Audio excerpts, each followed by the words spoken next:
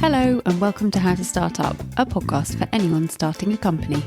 This is a collection of conversations with people who have all successfully started, run and even sold their own companies, sharing not only professional but personal experiences on what we should be doing now, next or never. Hosted by me, Juliet Fallowfield, founder of PR consultancy for startups Fallowfield and Mason.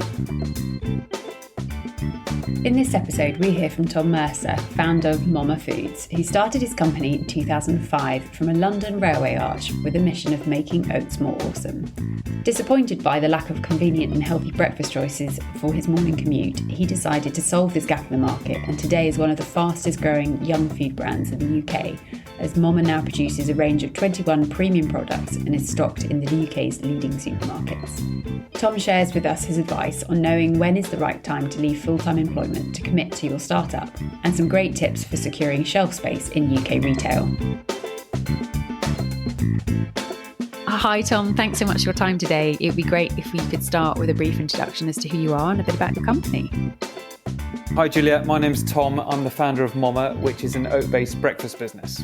Amazing. When did you start MOMA? We launched the business 16 years ago, and then it'll be 16 years in February that we launched our first stall in Waterloo station selling breakfast to commuters on their way to work. Why did you start it? So I was a management consultant in London, kind of straight out of uni, started working in the city. We'd been doing that for 3 years, but always really wanted to do my own business. Always thought I would do my own business and kind of had that entrepreneurial itch inside me. And I thought there was a gap in the breakfast market. Back then, particularly, there was nothing on the market for kind of a quick, healthy, on-the-go breakfast. There were croissants and muffins from coffee shops, but that was it. So it was all about creating a healthy, filling, on-the-go breakfast. And do you feel that always having that need to be an entrepreneur drove you forward, or do you think people can do it without that initial spark? Yeah, I think people can do it without an initial spark. I think what drives people to do it can be different. So some people just really want to be an entrepreneur and set a business up. And that was probably me. And then I thought about kind of what the right idea would be. So I didn't really have a eureka moment of a particular idea, whereas you've got other people who are experts in a certain field who have a really good idea. And I don't know, their only way to get it to market is to do it themselves. So there's entrepreneurs in different sense.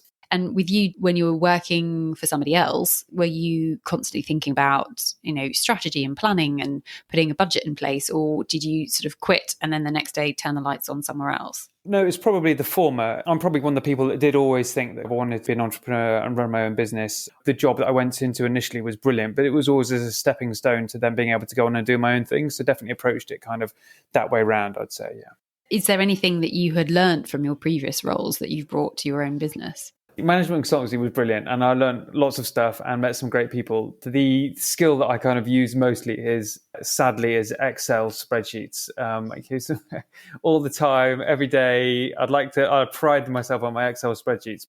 Are they Google Docs or are they OneDrive? Like, there's a huge argument in my co-working space about the best platforms to use. And I'm a massive Google Drive fan. Are yours Google Docs or something else? Oh, we're a bit old school. So we're just regular kind of Microsoft Windows and just share those out and save them on the shared drive at work. So we're probably behind the curve on some stuff like that, but wary about all the different communication platforms and everything that's out there and just kind of overcomplicating things. But we're phone calls, WhatsApp and email. And that's it basically for us. Are there processes that you'd really recommend that new founders bring into companies from the get-go? I think the process, in terms of the software, not specifically, but in terms of processes that people can do is the boring stuff about structure and structure within the business, the right people in the right roles, weekly meetings, kind of structured quarterly meetings, that sort of stuff to give the team the discipline and the right kind of frequency of talking to each other. Getting the right balance there is really important, and it's not something that comes naturally to me. It's not something I massively enjoy, but it's really important to get that into the business. And that's a really good point in terms of teams, especially working remotely. And I'm sure, given that your company's well up and running, hitting a pandemic would not have been a great period for you guys. But how did you manage that remote working in terms of keeping your teams engaged? We switched from having in-person morning catch-up to having a daily Zoom meeting, which sometimes on a Monday morning is kind of what our priorities are for the week by person. So it's a bit more formal. But on other days, it can literally be a 5-minute chat about somebody's dog or something like that, or what party someone's going to. So it's having that kind of 5-10 minutes in the morning, just seeing people over Zoom is really good actually, and has kind of kept people quite well connected. So it's definitely not the same as in person, but having Zoom and being able to see people face to face, I think was a real lifeline. Yeah.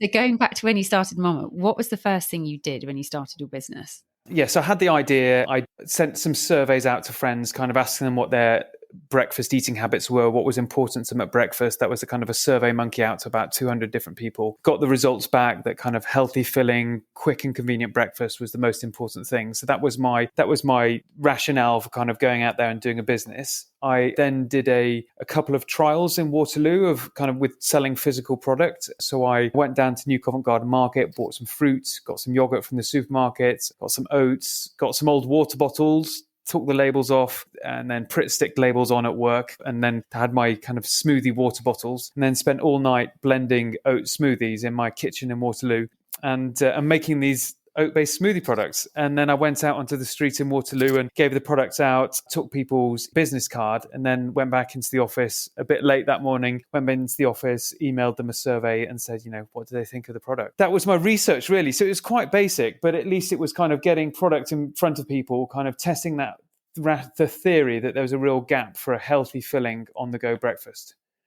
And from there on in, what was your next step? The feedback I got from that was good, but we kind of did have a couple of people saying, thank you for the breakfast, but I didn't trust the dodgy bloke under the bridge in Waterloo. Another person said it was so filling it made them sick, which was kind of a backhanded compliment. Kind of we wanted a filling breakfast, but we didn't want to make people sick. But it gave me the impetus to leave my job. I always wanted to, and I was really looking for just that justification and that kind of, to tick the box that I'd done a bit of research on it. But it was objective, justifiable, bona fide research as well. I then left my job at Bain, which is a consultancy firm, and then spent the next 3 months looking for a site to physically put a stall. So I wanted somewhere that had sufficient footfall, and I reckoned I needed 10,000 people walking past in the morning to be able to get 200 people to buy my products, to spend £2 each, which would give me £400 revenue on a stall. So I'm looking for a location that has sufficient footfall, sufficient space around the stall that it wasn't going to be too congested, and I could physically get a breakfast stall 2 a.m. And then eventually would find a location that I thought was good, and then I'd put a pitch into whoever owned the land. So be that London Underground, one of the overground train operators like Network Rail, and then put a pitch into them saying, look, I want to set up a breakfast stall selling healthy breakfast. It's going to be great for your commuters. We don't require any water or electric. We're just going to have a little stall that we're going to will into place in the mornings. And we finally got the go-ahead from Southern Trains, and we had a stall on the bridge between Waterloo and Waterloo East. And that was a filing cabinet on wheels with branding on the outside. And we made all our products by hand in a railway arch in Deptford, and then drove the stall to the station and then sold the breakfasts. So that was 24th of February 2006. So yeah, that's a really condensed bit of kind of the startup story and how we got from being a consultant to launching that first stall. That's incredible, because now, you're very well established on social. You've got a huge product range. Like, how many products do you now have? Main products are, so we started off with Birch Muesli. From when we did the stalls, we kind of, the product that really took off was a chilled Birch Muesli. So yogurt, oats and fruit. So that is one of our key products in our range. We then kind of pivoted slightly and with more of a focus on a porridge, like an instant porridge offering in pots and sachets. So we focused on gluten-free. We really focused on the quality of the porridge, having the right blend of jumbo oats and a finer oat that gives it a quick cook time and more creaminess. So that's kind of the second element. So we got Birch Muesli porridge, and we launched some granola as well. It's a relatively small line for us, but granola, and then more recently oat milk, and that's going really well for us actually, and it will be the majority of our business sales wise this year. You, as a founder, have many, many different hats to juggle. How do you manage that weight of responsibility between product development, retail, people management, accounts, all of that stuff? It's really hard, particularly in the beginning. As soon as you start getting people on board in the business that are good and better than you at specific roles, then it really helps to be able to kind of then delegate and divide up the different roles within the business. I noticed that you are in Tesco, Ocado, Waitrose, Sainsbury's, Morrison's, Co-op, Booths, Holland & Barrett, EasyJet, Whole Foods and JD Wetherspoons at the moment. That is huge. Do you have any advice for people who want to get into retail? When people set up a business, the very first thing is to make sure they've got the product right. And it's not like in the tech space where people talk about a minimal viable product and you can launch stuff and then do iterations on it and so on. I think when you're launching, in my field, like a food product and it going onto shelves with consumers, you can iterate on it and make it better, but you really want to launch with as good a product as you can because you might not get a second opportunity with it. So my advice to people would be to get that product right to start with, and then be really objective about what the sustainability of that product is going to be on the marketplace. Is it a good product? Will people buy it? Will enough people buy it?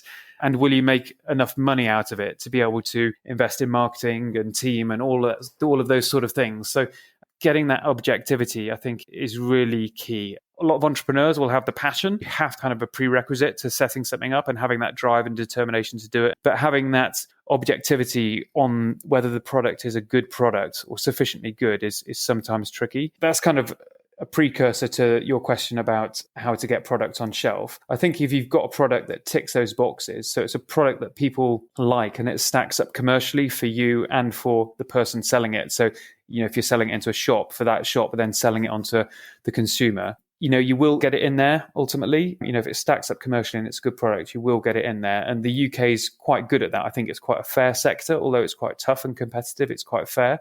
So then it comes down to how you just get the attention of the buyer that you're trying to sell to.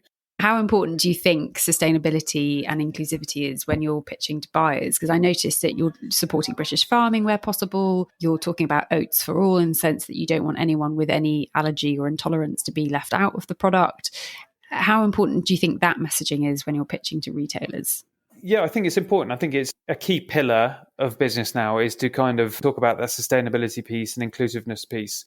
And it should just be an ongoing part of business, really. I think it's important, though, on the other side of the coin, to make sure you talk about stuff genuinely, and sustainability for MOMA is important, but I wouldn't say it's our raison d'etre. It wasn't why we set up the business. So, and it would be a bit disingenuous of us to say that. And I do think there's quite a lot of overkill on the market at the moment about kind of people talking about that and linking everything back to sustainability. It's really important and it's key. It should be kind of what we call a hygiene factor. It should be there. It should be kind of a standard part of doing business. If it's really an integral part of your brand, then shout about it. Given that you're 16 years in, how do you keep invigorated? How do you stay inspired? What still motivates you? Life changes, like personal life changes. Since I started as a single man living in a flat share in Waterloo, I'm now married with 2 kids and living up in Northamptonshire. It's different from that point of view. So, that keeps me inspired in terms of kind of life is changing and life is great outside of work. What keeps me inspired within work is the innovation I love. I love the innovation and coming up with new things and kind of coming up with stuff that genuinely works on the marketplace. But the thing that gives me the most buzz is feedback from consumers, actually. So, for example, we've not had a trade show for kind of 2 years with coronavirus, but then we've had 3 trade shows in the last 2 weeks. It's really the consumers and like the small coffee shop owners who are genuinely really passionate about their product and passionate about their coffee, and they love our oat milk, for example. And you share that passion with people, and that gives you a real buzz. It makes you kind of realize what it's all about, and that belief in the product and excitement is hard to replicate. And being at that trade show a couple of weeks ago, really put a spring in my step and actually kind of made me realize making people happy and believing in your product is really rewarding. And if you had your time again, is there anything you go back and not do again? It comes back to what I was talking about, objectivity and getting that balance between passion and objectivity. And I would be more objective about what works and what doesn't work and what's a good product and what's, maybe it's a great product, but it's just a little bit more niche. You might have something that you think is brilliant, but you have to be really clear about whether everybody else thinks it's brilliant to kind of make a sustainable business. So, we've had products in our range like our birch muesli, fantastic product, but it's just a little bit more niche on the marketplace than I wanted it to be. And it took me too long to realize that, really, because I was so absorbed in it and I loved it so much myself that, I didn't take the time to stand back and go, oh, actually, maybe we're not selling as much because it's just not the right fit in that particular environment for people. So I think that's really key, actually, kind of, taking that step back. And it's really hard, though, when you're really passionate about something, to step back and look at it objectively as well. Is there any last golden nugget piece of advice that you'd like to offer a new founder in starting a company?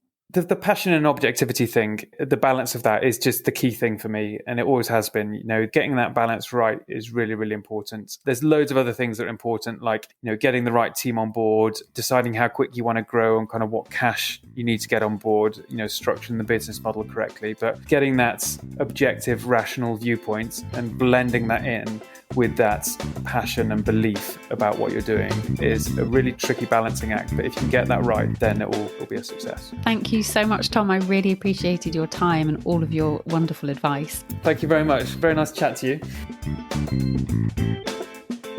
If you'd like to contact Tom, you'll find all of his details along with a recap of all the advice he has so kindly shared in the show notes. Thank you for listening to How to Start Up. I hope these conversations offer you some confidence, encouragement, and reassurance that you're on the right track. If you've enjoyed this podcast, I'd be so appreciative if you were to rate, review, and subscribe, as it will really help other people starting a company discover it.